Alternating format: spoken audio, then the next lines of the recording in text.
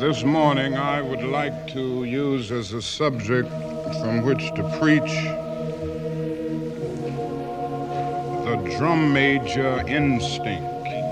A desire to be out front, a desire to lead the parade, a desire to be first. And it is something that runs the whole gamut of life. We all want to be important, to surpass others, to achieve distinction, to lead the parade.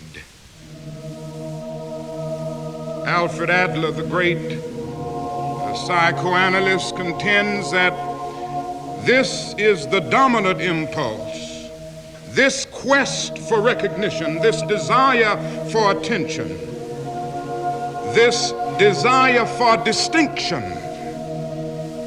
is the basic impulse. And you know, we began early to ask life to put us first. Our first cry as a baby was a bid for attention. Children ask life to grant them first place. They are a little bundle of ego. Now, in adult life, we still have it, and we really never get by it. We like to do something good, and you know, we like to be praised for it. Now, if you don't believe that, you just go on living life, and you will discover very soon that you like to be praised.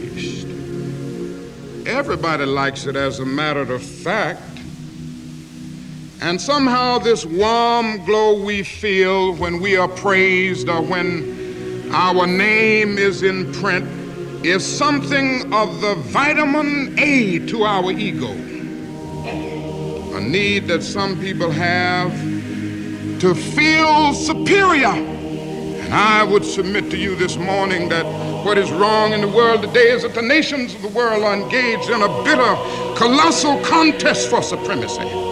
I must be first. I must be supreme. Our nation must rule the world. This perverted use of the drum major instinct led to the most tragic prejudice, the most tragic expressions of man's inhumanity to man. And if some doesn't happen to stop this trend, I'm sorely afraid that we won't be here to talk about Jesus Christ and about God and about brotherhood too many more years. If somebody doesn't bring an end to this suicidal thrust that we see in the world today, none of us are going to be around. And I am sad to say that the nation in which we live is the supreme culprit. And I'm going to continue to say it to America, because I love this country too much to see the drift that it has taken. And we won't stop it because of our pride and our arrogance as a nation. But God has a way of even putting nations in their place. The God that I worship has a way of saying, don't play with me. If you don't stop your reckless course, I'll rise up and break the backbone of your power. And that can happen to America. If any of you are around when I have to meet my day, I don't want a long funeral. And if you get somebody to deliver the eulogy, tell them not to talk too long. Tell them not to mention that I have a Nobel Peace Prize. That isn't important.